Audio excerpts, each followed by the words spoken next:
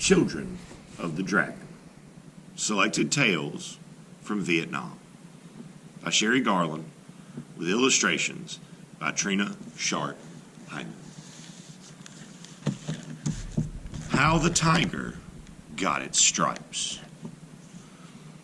A very long time ago, when animals could still speak like people, a rice farmer awakened early one morning inside his bamboo hut not far from the jungle-covered mountains. While gray mist swirled over the rice paddies, this farmer led his water buffalo down the dirt trail toward a grazing pasture. Although the water buffalo was many times larger and stronger than the farmer, the slow-moving animal followed obediently. If the buffalo tried to stop to eat some tender young rice plants along the way, the farmer only had to say, "No!" and switch the animal's nose with a small bamboo stick. Never questioning his small master, the water buffalo walked on. Soon they arrived at a patch of bright green grass on the other side of the clay dikes that surrounded the rice fields. While the buffalo grazed, the farmer settled down under a mango tree to watch the sun rising over the mountains. As he removed his cone-shaped leaf hat, he watched a flock of boisterous ravens fly from tree to tree and listened to the noisy chatter of playful monkeys. Shrill screams of brightly colored parrots filled the air as the farmer began to eat his breakfast of hot tea and sticky rice pressed between banana leaves. Meanwhile, in the shadowy jungle, a tiger awakened. He was ravenously hungry because he had not eaten anything in 2 days. His powerful muscles rippled as he stretched his mighty golden body, which back then had no black stripes.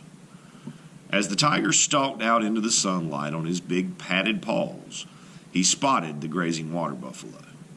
Greedily, he watched the large animal, and he licked his lips as he imagined how delicious a buffalo steak would taste. But when he spied the small farmer, the tiger paused. Though hunger pangs rumbled in his empty stomach, he itched with curiosity. "Excuse me, brother buffalo," the tiger said in a deep, growly voice, "but I have watched you come here before.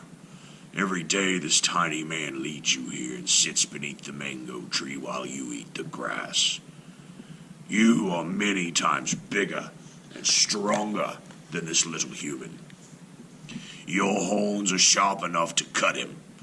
Your hooves are hard enough to trample him.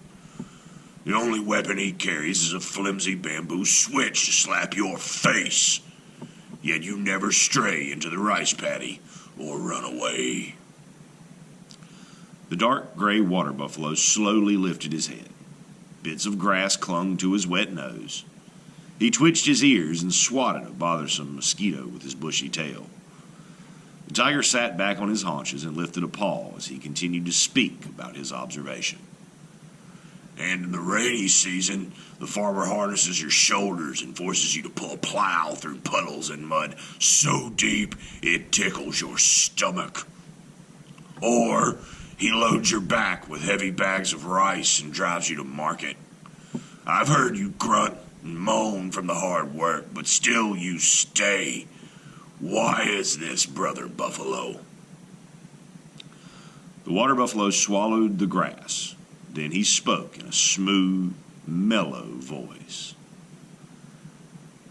"I have often pondered this situation myself, brother tiger, but I have not been able to solve the puzzle.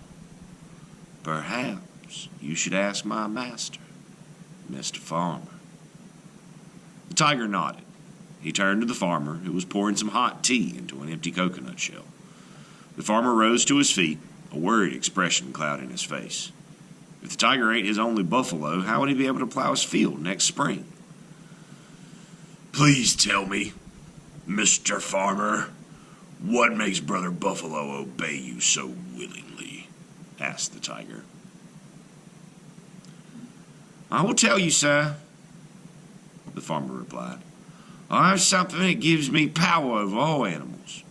It makes them do the hardest work for me. It's called wisdom." How very amazing," said the tiger. "I would do anything to see this thing you call wisdom.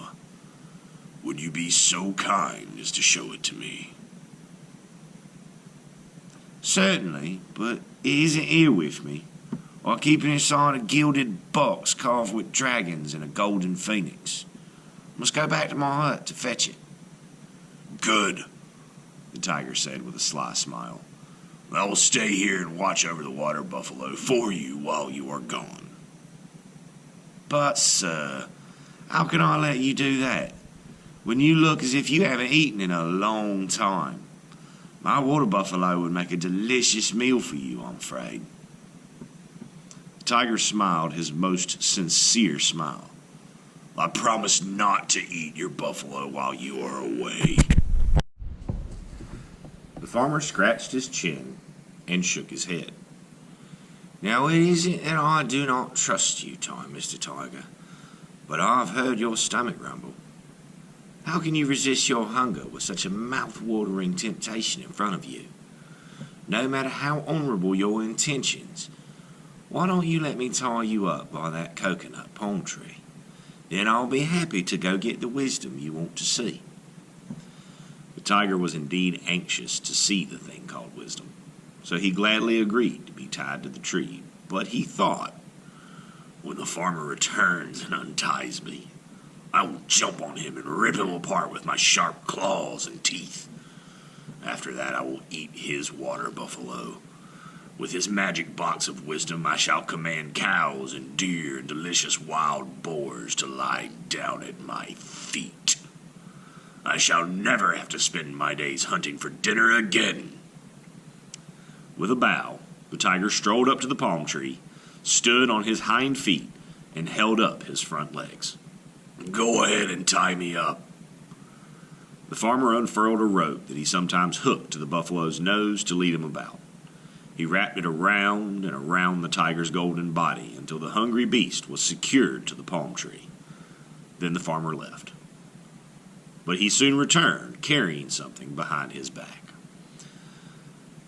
The tiger eagerly peered at the small man. "Did you bring the wisdom for me to see?" "Yes, and I will show you my wisdom.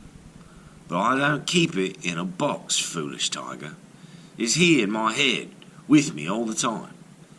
Now I will teach you to stay away from my precious water buffalo."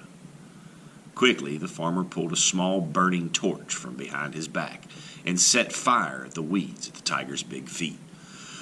"Ow!" The tiger howled as the flames began to burn his paws and lick at the rope. The smell of the tiger's singed fur filled the air as the rope burned black. At last it burned in two and fell to the ground, freeing the tiger. As fast as lightning, the tiger fled into the deep, dark jungle. When the tiger felt safe, he stopped at a pool of refreshing mountain water to drink. He saw his reflection and roared. Big black stripes now circled his golden body. The tiger knew he would never forget the magic called wisdom. Meanwhile, Brother Buffalo, happy that he was saved from being the tiger's lunch, laughed so hard that he fell and hit his mouth on a rock, knocking out his front teeth. And this is why the water buffalo has no front teeth and the tiger has stripes.